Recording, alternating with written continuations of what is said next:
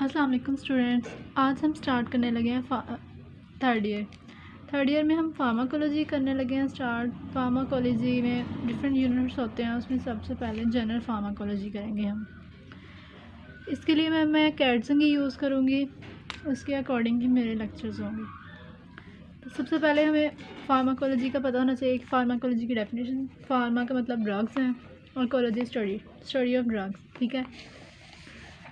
तो उसके लिए हमें ड्रग्स का भी पता होना चाहिए, ठीक।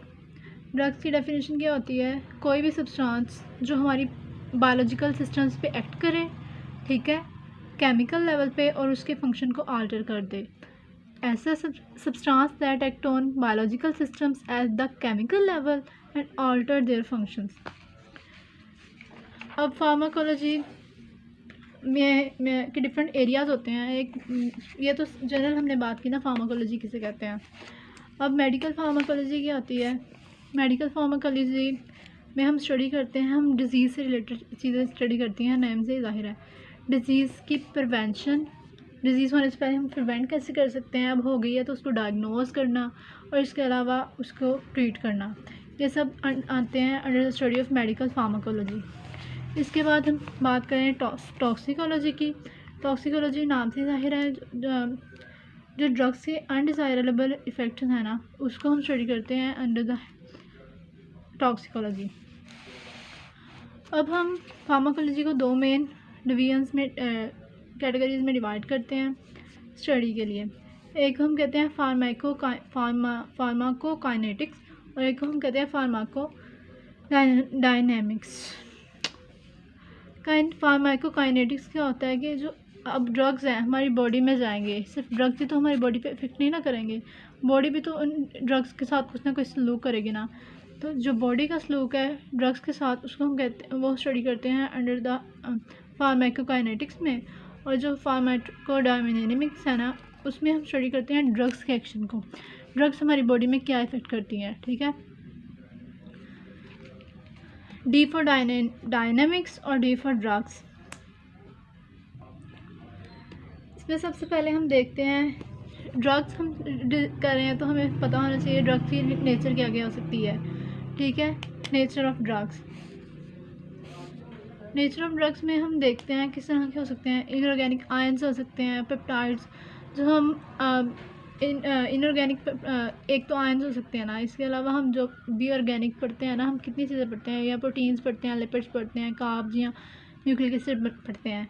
तो उसी तरह है ये, या तो नॉन पेप्टाइड है, ठीक है, या और आयंस है। इसके अलावा ये वही चार कंपोनेंट्स जो हम बार बार पढ़ते हैं, प्रोटीन्स, न्यूक्लिक एसिड्स, लिपिड्स हो सकते हैं, या कार्ब्स हो सकते हैं, कार्बोहाइड्रेट्स, ठीक है। अगर इनकी ओरिजिन की बात करें, हम ओरिजिन की अगर हम बात करें तो ओरिजिन या तो ये प्लांट से मिल सकते हैं या एनिमल से मिल सकते हैं। इसके अलावा सिंथेटिक हो सकते हैं। सिंथेटिक्स में से भी कुछ पार्शली सिंथेटिक होते हैं और कुछ होते हैं टोटली सिंथेटिक होते हैं, ठीक है।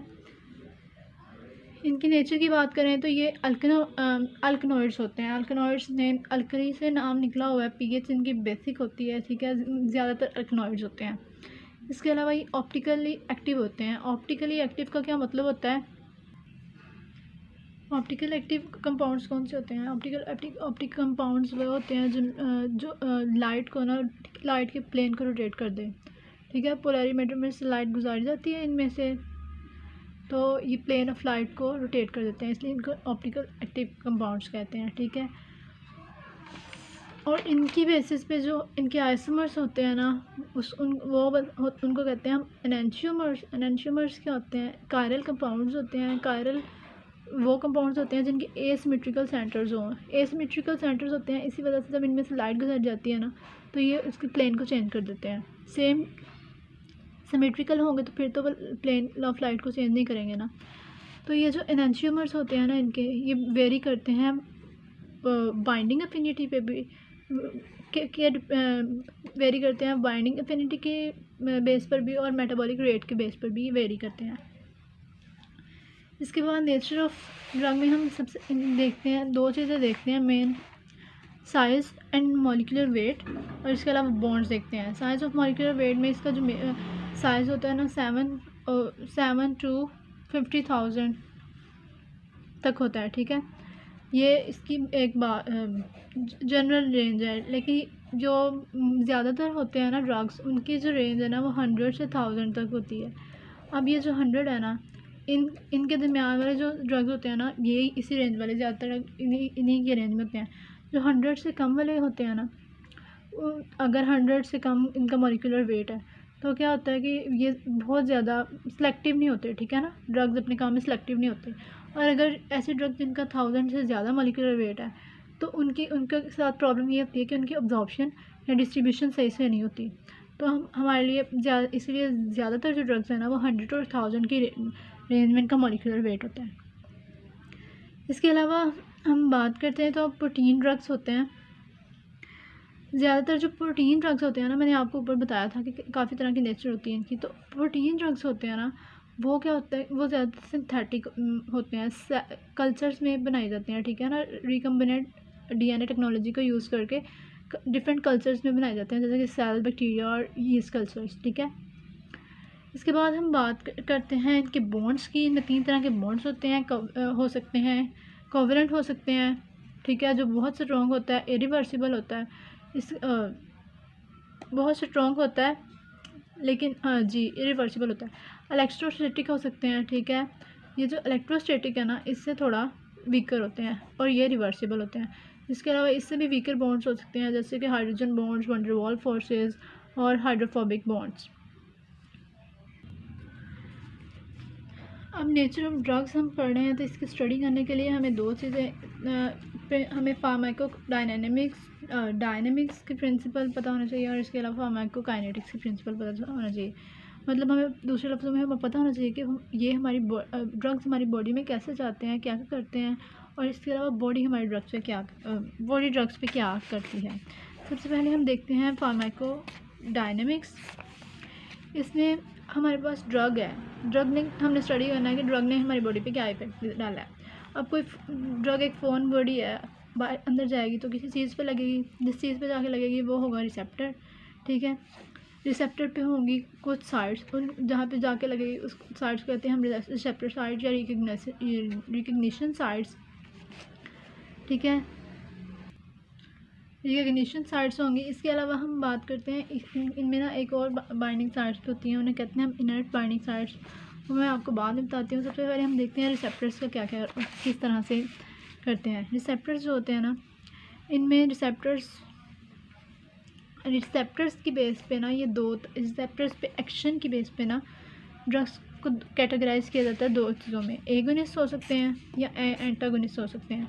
अगर तो रिसेप्टर पे लगने के बाद ये रिसेप्टर को एक्टिवेट कर देना तो ड्रग्स होते हैं एगोनिस्ट, और अगर रिसेप्टर के एक्शन को इनहिबिट कर दें तो फिर ये इनको कहते हैं हम एंटागोनिस्ट, ठीक है।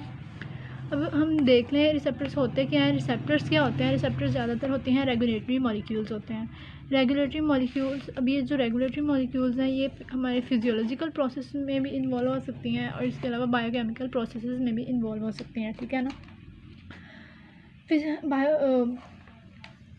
बायोकेमिकल प्रोसेसेस में जैसे कि हम ग्लूकोज मेटाबॉलिज्म में जो एंजाइम्स होते हैं वो भी, ठीक है, वो। और अगर फिजियोलॉजिकल प्रोसेस की एग्जांपल लेनी है तो जो आयन चैनल्स होते हैं, रिसेप्टर्स होते हैं, ठीक है, ट्रांसपोर्टर्स लगे होते हैं सेल मेम्ब्रेन में, वो उनको हम फिजियोलॉजिकल प्रोसेसेस की कैटेगरी के अंडर लाते हैं, ठीक है।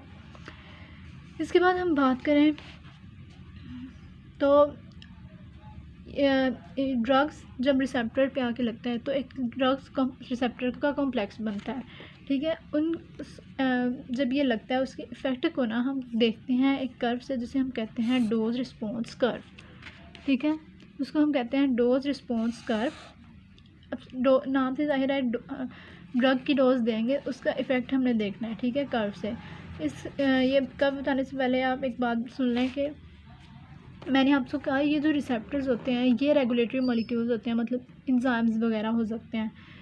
अब कुछ ड्रग्स खुद ही क्या होती हैं, एंजाइम्स होती हैं। मैंने पहले आपको कहा था रिसेप्टर्स होते हैं एंजाइम्स, लेकिन कुछ ड्रग्स ऐसी होती हैं जो कि खुद ही हो सकती हैं एंजाइम्स, और ये क्या करती हैं, ये एक्ट करती हैं, ये जाके किसी एंजाइम पे एक्ट नहीं करेंगी।